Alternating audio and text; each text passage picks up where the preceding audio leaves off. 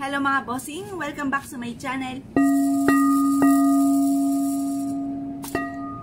Maglagay po tayo mga bossing ko ng tatlong bawang mga bossing sa ating pong unan sa loob ng 3 days mga bossing, at obserbahan nyo ang mga blessing na darating.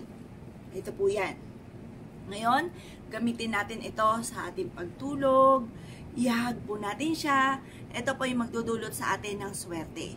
Ito po mga bossing ko, yung mga negatibo sa ating katawan, hihigupin mga bossing ko ng ating bawang.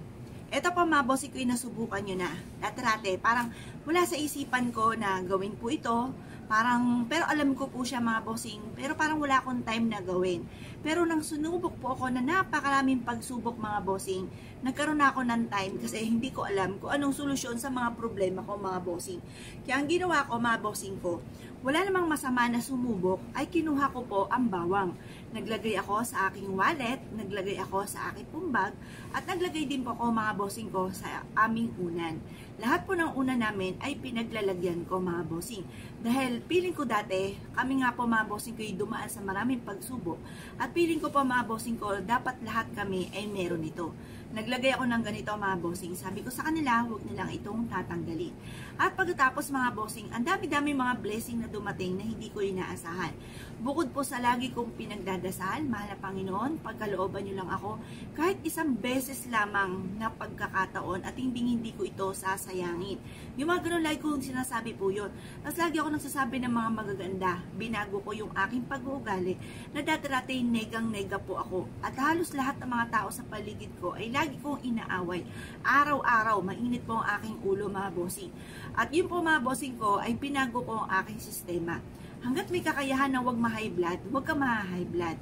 Pero kung hindi mo mapigil, ma-high blood ka, pero panandalian lang at hindi ito magtatagal. Kasi wala naman tao na hindi nagkakaroon ng toyo, or walang tao na perfecto na hindi nagagalit. Abnormal po yan mga bossing kapag po ganon. Pero yung araw-araw na lamang, ay ikaw po ay palahaw na at lagi kami inaaway, yan ang mali na. Kailangan nyo rin po ng ganito kasi babaguhin din po kayo ng ganito mga pamamaraan para mawala yung pagiging nega po ninyo mga bossing. Kaya mas mainam meron kang bawang.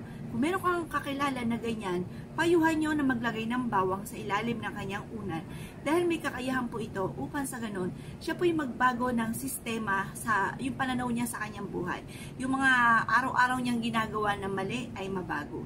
Ngayon po mga bossing, mas mainam din kung ikaw po ay lahat ng nirarakit ninyo ay lagi kang sablay. Mainam na meron ka rin bawang sa inyo pong bag. Maglagay ka rin sa inyo pong pitaka para hindi ito nadadapuan ng mga negatibo na siya nagiging dahilan kung bakit lagi ka walang pera. Ngayon pa mga bossing ko, mas mainam, subukan nyo po yung mga gantong mga pamamaraan na wala namang masama, lalo-lalo na napakamura lang naman po ito at sa kusina nyo lamang ito makukuha. Ngayon pa mga bossing, kailangan maging positive ka sa buhay kapag ikaw po ay mahilig sa mga ganito. Kasi kung ikaw ay nega, hindi po tatalab ang mga pampaswerte nyong binibili. Sayang naman at ikaw ay bumibili pa ng mga kamamamahal.